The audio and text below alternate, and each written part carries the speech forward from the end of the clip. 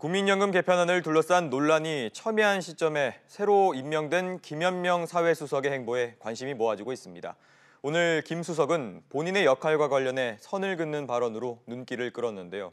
이 내용 취재기자와 자세히 짚어보겠습니다. 최서우 기자가 나와 있습니다. 최 기자, 네. 일단 김 수석이 국민연금 개편을 진두지휘할 것이라는 시각에 대해서 선을 그었다고요? 네. 오늘 김 수석이 국회에 출석해서 본인이 국민연금 정책이나 구체적인 계획을 수립하는 위치에 있지 않다. 그 역할은 복지부 장관의 몫이다라는 점을 강조했는데 국민연금을 둘러싼 최근의 일련의 상황의 외부의 자칫 청와대와 정부의 갈등으로 비춰질까 경계한 발언으로 풀이가 됩니다.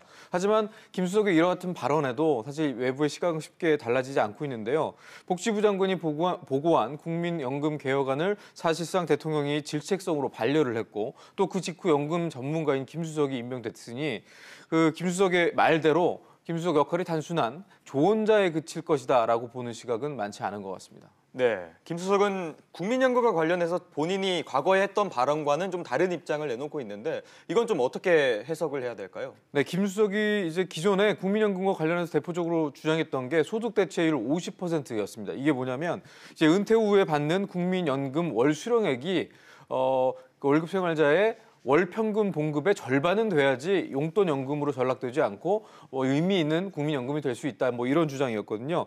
그런데 이 부분에 대해서도 오늘 국회에서 한 발 물러섰습니다. 김 수석은 소득 대체율 50%를 그동안 주장했는데 청와대 상황 고려했을 때 이 주장을 변경할 수 있느냐라는 의원의 질문에 변경할 수 있다라고 얘기를 했고 기존의 주장은 학자적인 개인적 소신이었다라고 이제 한 발 거리를 좀 두는 발언을 했는데요.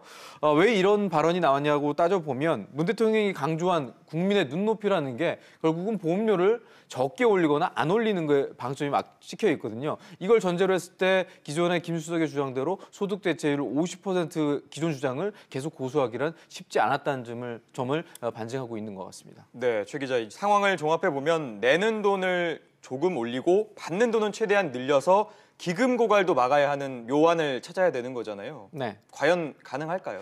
쉽지 않아 보입니다. 김 수석은 과거에 이제 국민연금 소득 대체율을 50%로 올리자 이런 주장을 하면서 반대편에서 그러면 기금 고갈되는 거 아니냐 이런 주장을 하니 기금이 고갈돼도 해결 방법이 있다라고 얘기를 해왔거든요. 그 해결 방법이 뭐냐면 지금 현재는 이제 기금을 운용해서 수익을 내서 그 수익금을 가지고 이제 국민연금 지급을 하는 구조인데 현행 방식 대신에 그해에 나갈 국민연금 지출액을 그해 걷어서 충당하면 가능하다. 기금 고갈을 막을 수 있다라는 입장이었거든요. 근데 오늘 이 부분에 대해서도 김 수석이 이 부분은 당장 도입하기는 현실적으로 어렵다라는 부분을 인정했는데 직접 한번 들어보시죠. 부가식 전환 문제는 앞으로 6, 70년 뒤에나 나올 얘기라서 사실상 현재 논의를 해도 큰 의미가 없다라고 저는 생각을 합니다. 네, 결국 이제 국민연금 개혁은 어느 한쪽은 포기해야 되는 정치적 결단이 필요한 부분으로 이해가 되는데요.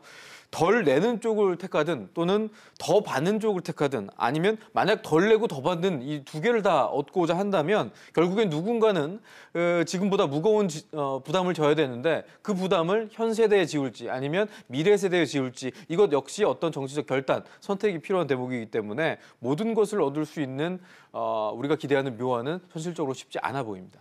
네, 알겠습니다. 최 기자 이야기 잘 들었습니다.